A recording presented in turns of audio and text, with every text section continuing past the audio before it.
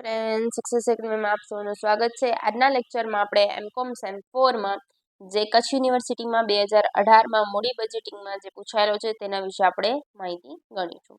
જેમાં આપેલું છે એક ટેક્સટાઇલ કંપની ₹1,30,000ની કિંમતે એક પ્રવર્તમાન યંત્ર બદલવા માંગે છે। પ્રવર્તમાન યંત્ર 2 વર્ષ પહેલા 56,000ની કિંમતે ખરીદવામાં આવ્યું હતું અને જેના પર 7 વર્ષના માટે સીધી લીટીની પદ્ધતિએ ઘસારો ગણવામાં આવે છે।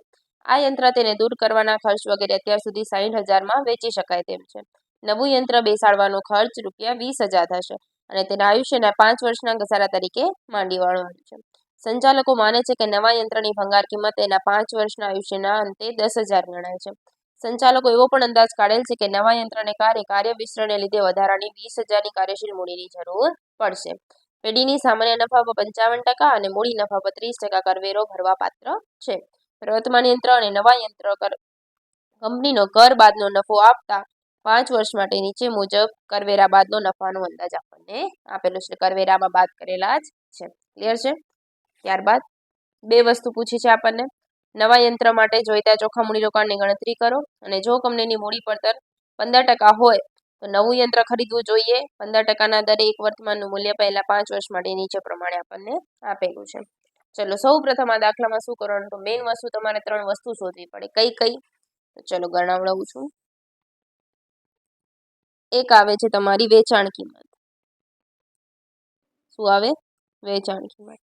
એક આવે તમારી મૂળ કિંમત અને એક આવશે ચોપડા કિંમત।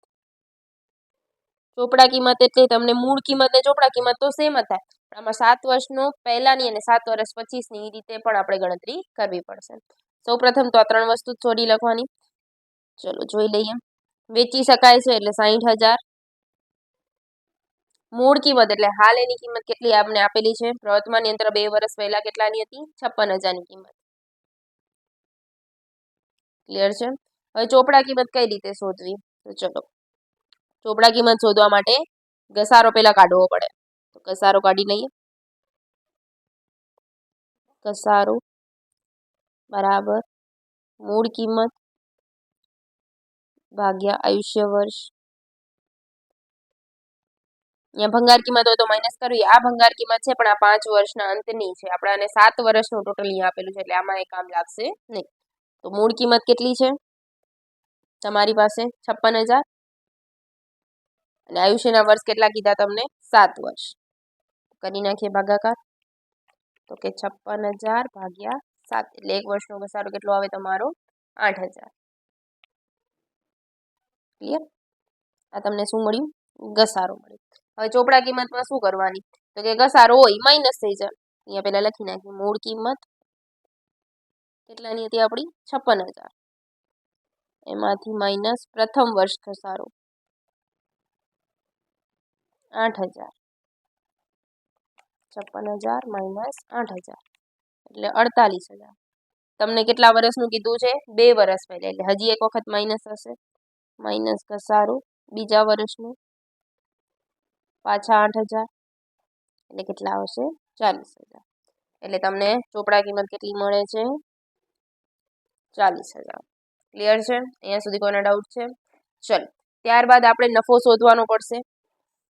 ચલો શોધી નાખીએ। પહેલા શોધીએ કુલ નફો।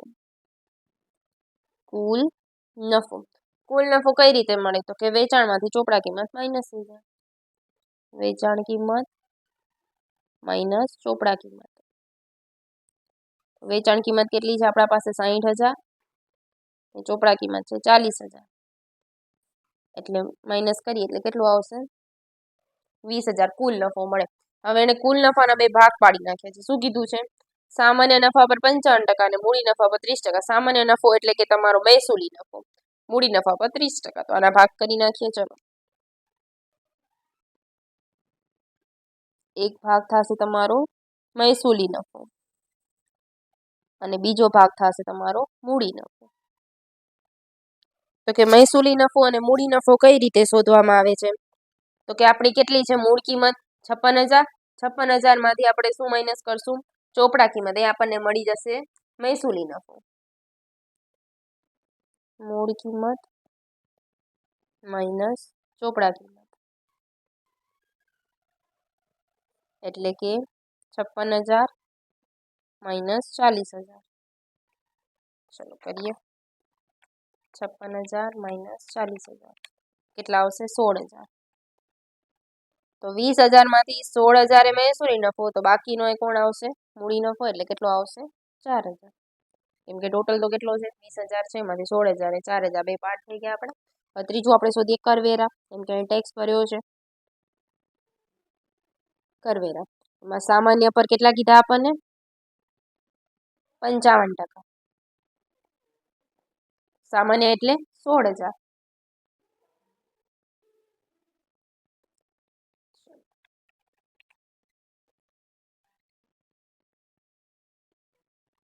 $8,800. હવે મૂડી નફા પર 30%, એટલે કે 4,000.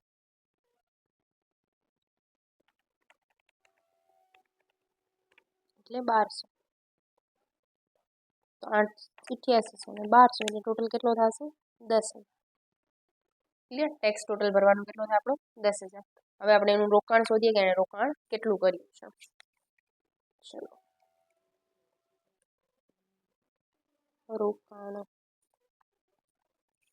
રોકાણ માટે શું જોવાનું? તો કેટલામાં એ પ્રવર્તમાન બદલવા માંગે છે? યંત્રની કિંમત 1,30,000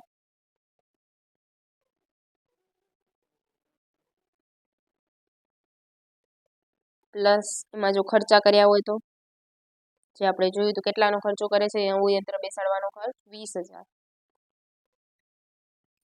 પ્લસ કાર્યરત મૂડીની જરૂર છે, વધારાની મૂડી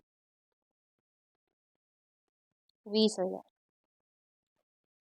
પ્લસ કરી નાખીએ 1,70,000 માઇનસ ચોખ્ખું વેચાણ. ચોખ્ખું વેચાણ એટલે શું થાય? તો કે વેચાણ માઇનસ કરવેરા. વેચાણ માઇનસ કરવેરા. વેચાણ આપણે કેટલાનું કર્યું? જોઈ લઈએ આપણે. 60,000નું માઇનસ કરવેરા. કરવેરા આપણે આગળ જ શોધ્યા કેટલું આવે છે? 10,000. 60,000 માંથી 10,000 કાઢીએ એટલે કેટલા આવશે? 50,000. 1,70,000 માંથી 50,000 કાઢો એટલે કેટલા આવે? 1,20,000. આ શું મળ્યું આપણને? રોકાણ. ક્લિયર? અહીંયા સુધી આપણાને કમ્પ્લીટ થઈ ગયું. હવે આપણને જે કીધું છે એના પ્રમાણે કરશું. એક વખત તમે જોઈ લો પાછું. સૌપ્રથમ વેચાણ કિંમત, મૂળ કિંમત ને ચોપડા કિંમત. ત્યારબાદ ઘસારો શોધ્યો. કુલ નફાના બે ભાગ કરી નાખ્યા. મહેસૂરી નફો, મૂડી નફો. કરવેરા શોધ્યા અને રોકાણ શોધ્યું. ક્લિયર? હવે જે યંત્ર માટે કીધું છે પેલા પ્રવર્તમાન યંત્ર એટલે કે જૂના યંત્ર માટે કરીએ. ચલો સ્ટાર્ટ કરીએ. પહેલા જૂના યંત્ર માટે. ચલો જૂના યંત્ર માટેમાં આપણાને કેટલા વર્ષનું આપેલું છે? 5 વર્ષનું આપેલું છે. હેડિંગ મારી દઈએ. પહેલા કઈ કઈ વસ્તુ આવશે? એક તો આવે વર્ષ. ત્યારબાદ શું છે? કર બાદનો જ નફો આપેલો છે આપણને. નફો એમાં ઘસારો આપણે શું કરવું પડે? પ્લસ કરવો પડશે. ઘસારો. ત્યારબાદ રોકડ પ્રવાહ મળશે. રોકડ પ્રવાહ. પછી વટાવ દર અને લાસ્ટમાં આવશે વર્તમાન. ક્લિયર? ચલો વર્ષ કેટલા છે? 5. 1 2 3 4 5. નફો પ્રવર્તમાન છે એટલે આજ લખશું 4 લાખ. 3 લાખ. 3,60,000. 3,60,000. સોરી 4,20,000 અને 4,40,000. ચલો ઘસારો શોધી નાખીએ. અહીંયા જે આ જૂના યંત્ર માટે તો આજ આવશે સેમ ઘસારો આપણે અહીંયા શોધ્યો હતો. કેટલો હતો ઘસારો એનો? 8,000. ક્લિયર? ચલો લખી નાખીએ 8,000.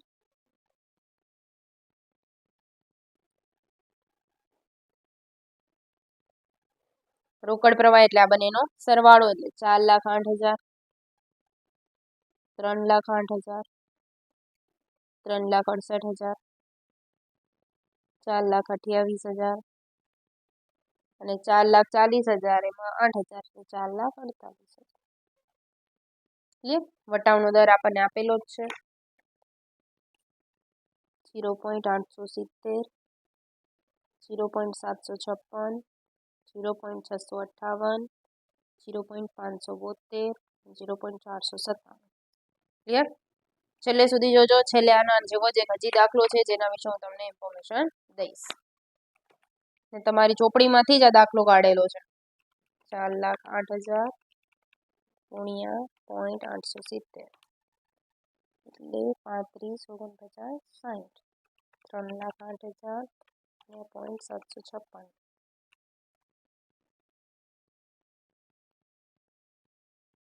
3,68,000 ગુણ્યા 0.658. 4,28,000 ગુણ્યા 0.572. 4,48,000 ગુણ્યા 0.497. ચલો ટોટલ કરી નાખીએ એટલે કેટલા આવશે? 12,97,424. ક્લિયર? આ કોનું મળ્યું આપણને? જૂના યંત્ર માટે. હવે કોનું શોધશું આપણે? નવા યંત્ર માટે. નવા યંત્ર માટે નવા યંત્ર માટે પહેલા ઘસારો શોધવો પડશે. ચલો ઘસારો શોધી નાખીએ. તો કે મૂળ કિંમત, ત્યારબાદ એમાં પ્લસ જો એના ખર્ચા હોય તો તે, માઇનસ ભંગાર કિંમત અને ભાગ્યા આયુષ્ય વર્ષ. ચલો મૂળ કિંમત, તો કે મૂળ કિંમત તો કેટલાની હતી આપણી? 1,30,000 પ્લસ ખર્ચા, તો ખર્ચો કેટલાનો કર્યો તો આપણે? 20,000 માઇનસ ભંગાર કિંમત, તો ભંગાર કિંમત લાસ્ટમાં કેટલી કીધી હતી? 10,000 અને કેટલા વર્ષનું આયુષ્ય છે નવા માટે? 5 વર્ષનું. ચલો કરી નાખીએ. 1,30,000 પ્લસ 20,000 માઇનસ 10,000 ભાગ્યા 5 એટલે કેટલા આવશે? 28,000. ઘસારો કેટલાનો આવે છે આપણી પાસે? 28,000. ક્લિયર? ચલો હવે આપણે નવા યંત્ર માટે ગણતરી કરીએ. અહીંયા પાછળ કરી નાખીએ.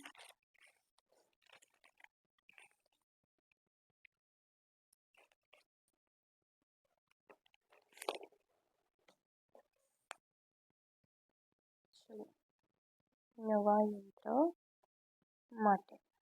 ક્લિયર? ચલો નવા યંત્ર માટે આપણને વર્ષ, નફો, ઘસારો, ત્યારબાદ રોકડ પ્રવાહ, વટાવ મૂલ્ય અને વર્તમાન મૂલ્ય. ચલો વર્ષ 1, 2, 3, 4, 5. નફો આપણને કયો આપેલો છે? 4,32,000, ત્યારબાદ 3 લાખ,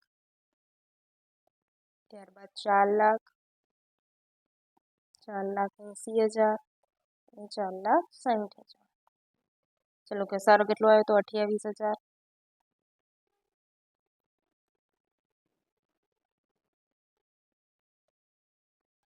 ચલો રોકડ પ્રવાહ એટલે બંનેનો સરવાળો.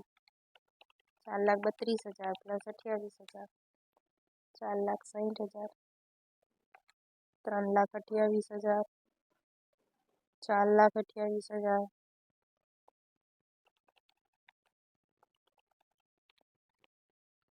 5,08,000, 4,88,000.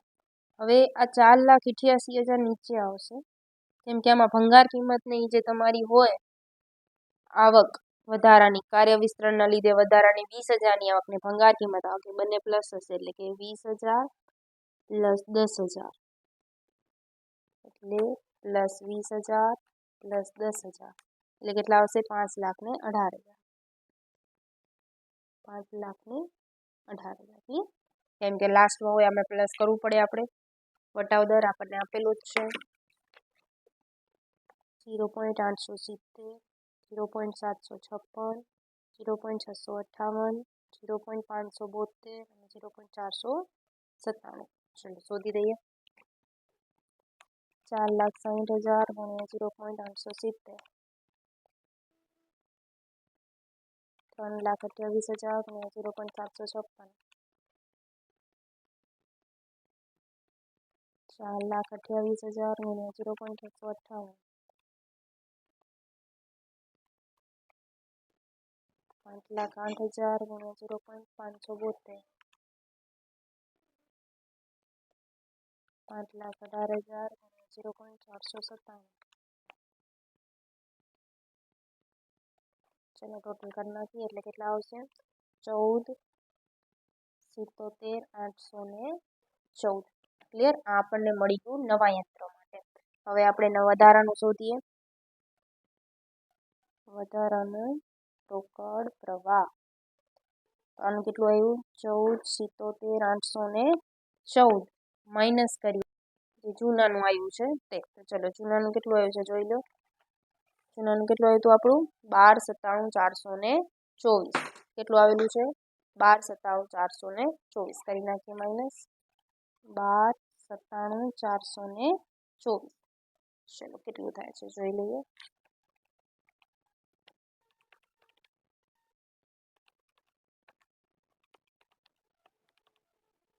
કેટલું વધારે થાય છે? 1,80,390. કેટલું વધારે આવે છે?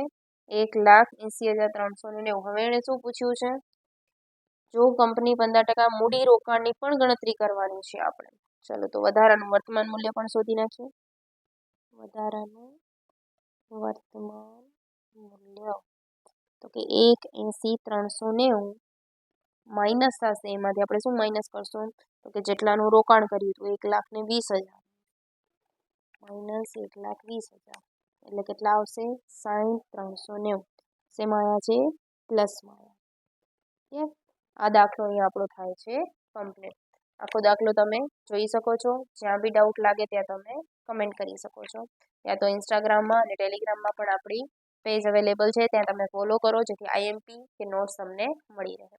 Thank you friends. નેક્સ્ટ લેક્ચરમાં આપણે આના પછીના 2019 વિશે માહિતી મેળવીશું.